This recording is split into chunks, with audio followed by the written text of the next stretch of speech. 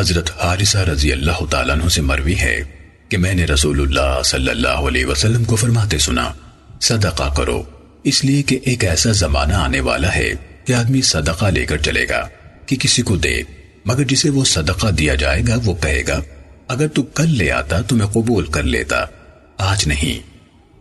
سنن نسائی حدیث نمبر 2556۔ حضرت ابو موسیٰ رضی اللہ تعالیٰ عنہ سے روایت ہے، نبی صلی اللہ علیہ وسلم نے فرمایا، سفارش کرو، تمہاری سفارش قبول کی جائے گی، اور اللہ تعالیٰ اپنے نبی صلی اللہ علیہ وسلم کی زبانی جو چاہے گا فیصلہ فرمائے گا۔ سنن نسائی حدیث نمبر 2557۔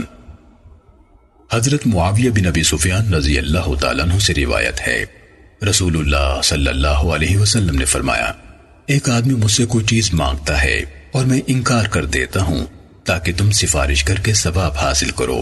تحقیق رسول اللہ صلی اللہ علیہ وسلم نے فرمایا، سفارش کیا کرو، تمہیں ثواب ملے گا۔ سنن نسائی حدیث نمبر 2558۔ حضرت جابر رضی اللہ تعالیٰ عنہ سے مروی ہے، رسول اللہ صلی اللہ علیہ وسلم نے فرمایا، ایک غیرت وہ ہے جسے اللہ عز و جل پسند فرماتا ہے، اور ایک غیرت وہ ہے جسے اللہ تعالیٰ ناپسند فرماتا ہے۔ اسی طرح ایک فخر وہ ہے جسے اللہ تعالیٰ پسند فرماتا ہے، اور ایک فخر وہ ہے جسے اللہ تعالیٰ ناپسند فرماتا ہے۔ پسندیدہ غیرت وہ ہے جو تہمت کے مقام پر ہو، اور ناپسندیدہ غیرت وہ ہے جو بلا وجہ ہو۔ اسی طرح اللہ تعالیٰ کا پسندیدہ فخر وہ ہے جو آدمی لڑائی کے وقت کرے یا صدقہ کرتے وقت، اور ناپسندیدہ فخر وہ ہے جو باطل میں ہو۔ سنن نسائی حدیث نمبر 2559۔